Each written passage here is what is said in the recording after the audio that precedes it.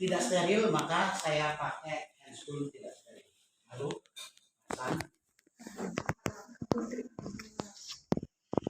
Kalau untuk yang luka bakar, jangan yang kecil-kecil. Yang kecil-kecil itu untuk infeksi.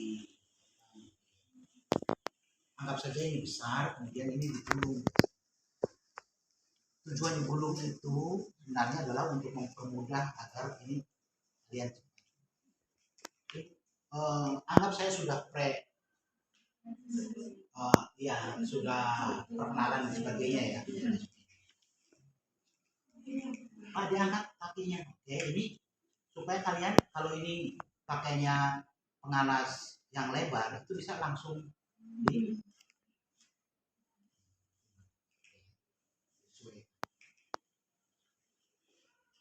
kalau ada perbannya kita buka. Kalau lengket basahin dulu. Pinjam.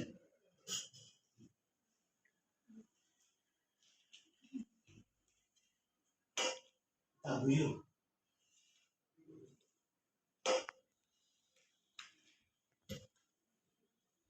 Lalu bagian yang tidak ada lukanya kita gunting. Kalau luka semua ya guntingnya satu lapis. Karena kalau ini biasanya pakainya perban. Kalau kalian perbannya terus di gulung biasa lama. Kalau sudah basah kan gunting. Kalau yang nggak ada lukanya kalian gunting. Kenapa gunting plester itu ada ini? Supaya tidak ada kejadian kegunting. Ya, dulu ada berita anak kecil kegunting, tapi perawatnya guntingnya bukan pada gunting plester. Pasti. Kalau seperti itu masuk penjara. Ya. Tapi kalau seperti ini nggak akan. Mau gunting apa anaknya?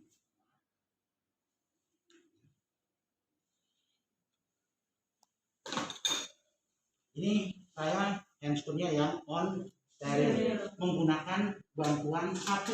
Misalkan ini yang saya on kan, saya buka sambil diguyur karena ini pasti lengket nih kalau orang yang pembuspil itu pasti jadi perlu kalau dikit nggak ada ini yang dilubangi. Ini kalau dilubangi nggak bisa keluar kalau yang modelnya gini.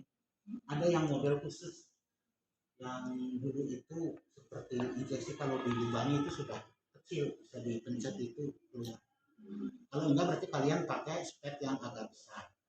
Sedot dulu atau ini dimasukkan ke om baru sedot, baru kalian bantu untuk membuat apa namanya anggap misalkan begini. Ini saya gunakan lagi.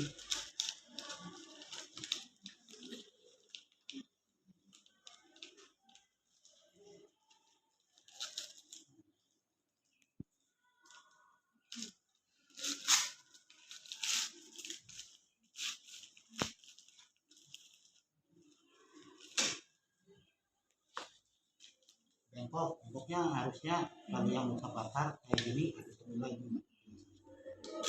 Harap sampah saya buang ke bengkok.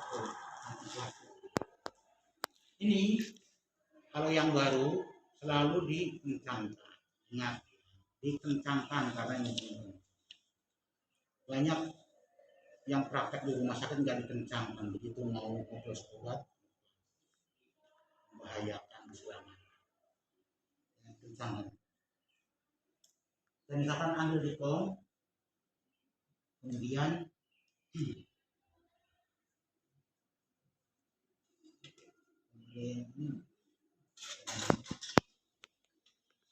disemprot pelan-pelan sambil saya buka. Yang ini juga ya. Terus sampai basah. Kalau misalkan sudah selesai bagian bawahnya bisa dimiringkan lagi, semprot lagi, kemudian lalu diambil ke bengkok yang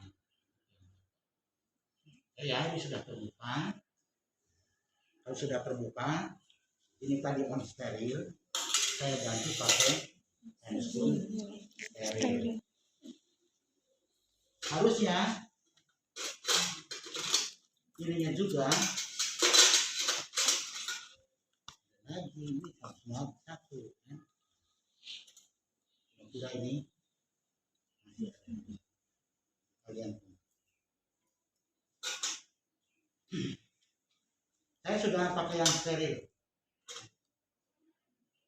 luas kira-kira segini. Masukkan ke pom yang berisi NaCl, lalu saya bersihkan.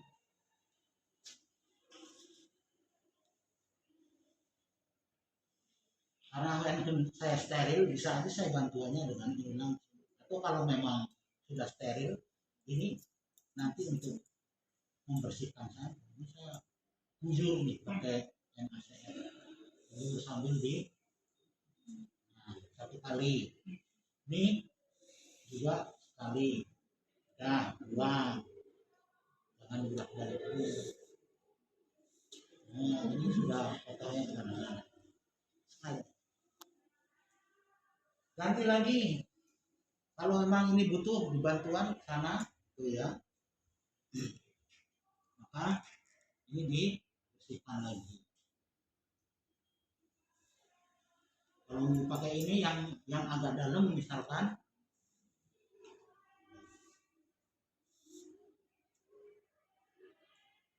sampai bersih semuanya. Nah, kalau sudah ada kelihatan bersih atau mungkin sudah kelihatan infeksi, itu ada yang hijau-hijau atau mungkin ada nekrotik. Nekrotik itu jaringan mati atau kulit yang mati. Ya, kita angkat. Nah, ini karena tebal maka harusnya yang agak bengkok.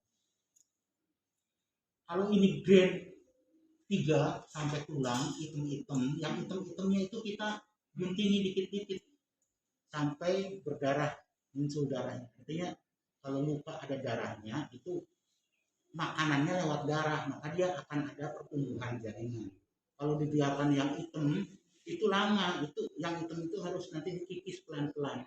Tapi jangan pengen sekaligus lah supaya bersih semua, enggak. Nah, orangnya nanti jerit-jerit, juga nempelnya. Kalau sudah semua di nekrotik, jadi walaupun mungkin banyak, tetapi kamu pilih yang kira-kira sudah bisa diangkat. Biarkan nanti kan masih ada perawatan.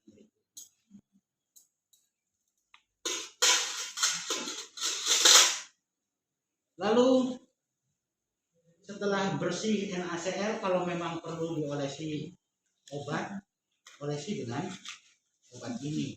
Harusnya sebelumnya saya persiapkan. Misalkan ini pakainya Bioplas.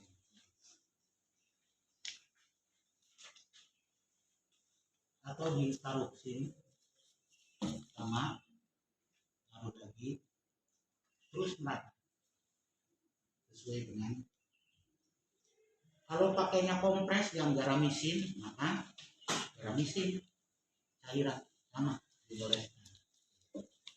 Kalau sudah mulai penutupan, nah kita tutup. Ini juga sama dicelupkan dengan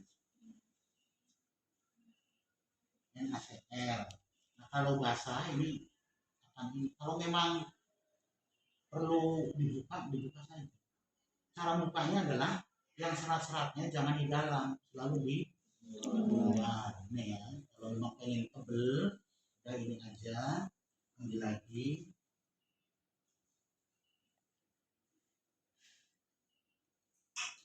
Sesuai dengan luas lukanya tadi.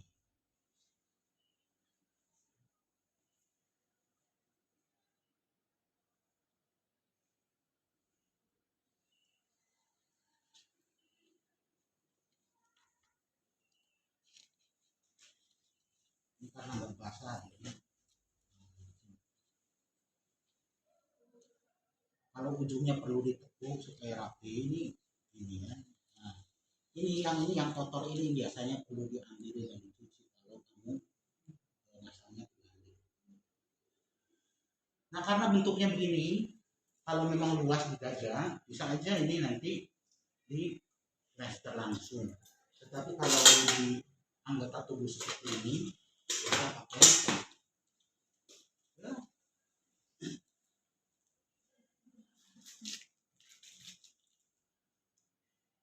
pakai perban. Cara nakaikannya begini.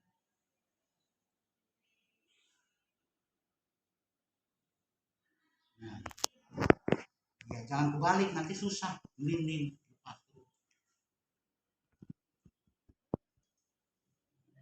Kemudian ini bisa awal sama atau sudah dimiringkan separuhnya.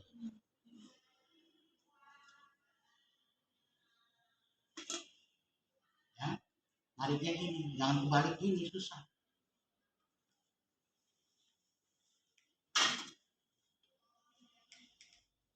Jangan terlalu kenceng, ingat separuh menutup ya. Ini. Jangan juga terlalu longgar.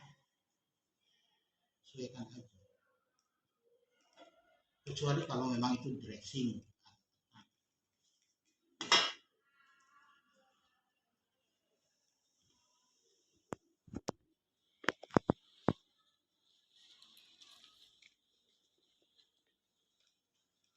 Kurang tebal terus ini disambung.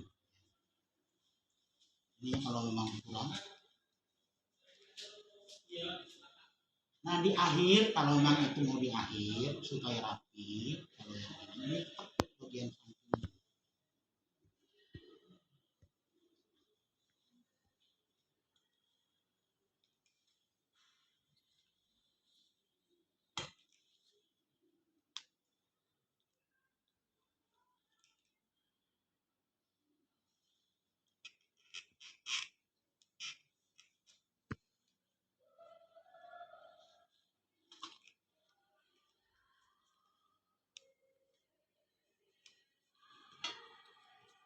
Oke, ini rapi ya. Yang ini juga sama sebenarnya sampai ini berakhir. Ini saya panjang-panjang karena ininya cuma satu. Ini misalkan ini juga di hasilnya kan. Ini sudah nggak cukup.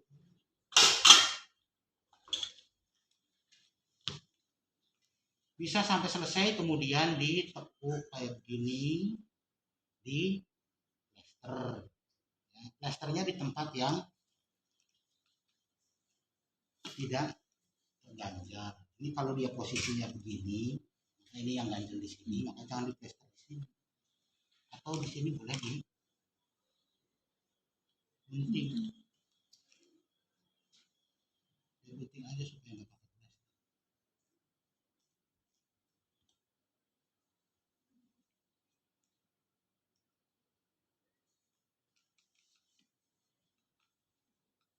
Emang.